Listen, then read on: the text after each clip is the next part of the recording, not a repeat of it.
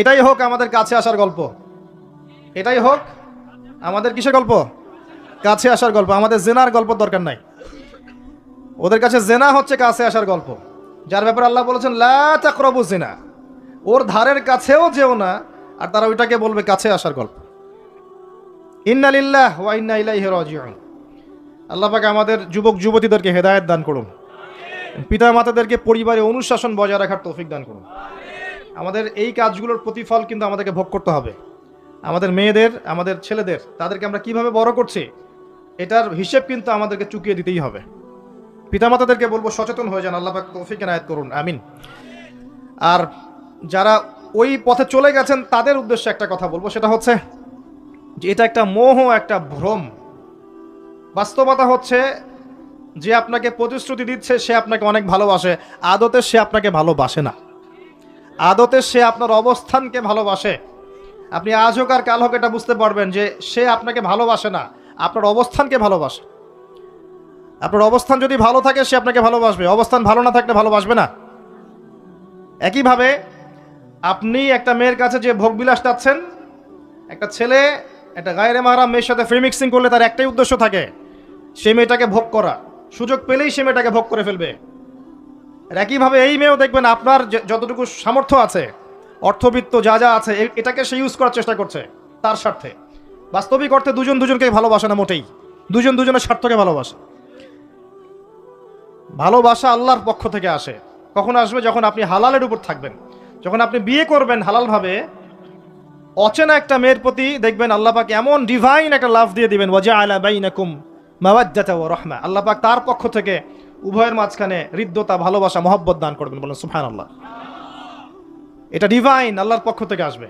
ঐশ্বরিক, ঐশাচিক, শয়তানি প্রবৃত্তির দাসত্ব, ভোগবাদী, এগুলো খেয়াল রাখবেন। এতে করে যা হবে, আপনি একবার আপনার ইজ্জত হারায় ফেলে কখনো ফিরে পাবেন না। অদ্ভুত বিষয়, মানে এই বিষয়গুলোকে আমরা কিছু মনেই করি না এখন। আমরা কিন্তু কিছু মনেই করি না, মনে করি এটা একটা মানে সোশ্যাল কালচার, গার্লফ্রেন্ড বয়ফ্রেন্ড থাকবে, একটা সোশ্যাল কালচার। এভাবে যে কত ছেলে কত মেয়ে লক্ষ লক্ষ কোটি কোটি নিত্যদিন জেনা করছে, আল্লাহ ভালো জানে। আল্লাহ পাক আমাদের যুব সমাজকে হেদায়েত করুন, আমিন। আর যে প্রশান্তির জন্য আপনি তার কাছে যাচ্ছেন সেটা তার কাছে নাই। প্রশান্তি আছে কোরআনের কাছে, প্রশান্তি আছে নবীর সুন্নায়, প্রশান্তি আছে আল্লাহর জন্য সেজদায়। তার আল্লাহর জন্য আল্লাহকে স্মরণ করে আপনি কাঁদবেন, প্রশান্তি পাবেন। আল্লাহর জন্য কিছু কাজ করবেন, তার দিনের কোনো খেদমত করবেন, প্রশান্তি পাবেন। আল্লাহর কোরআনের 10টা আয়াত মুখস্থ করেন, মনে এমন শান্তি আসবে যেটা আপনি কোথাও পাবেন না।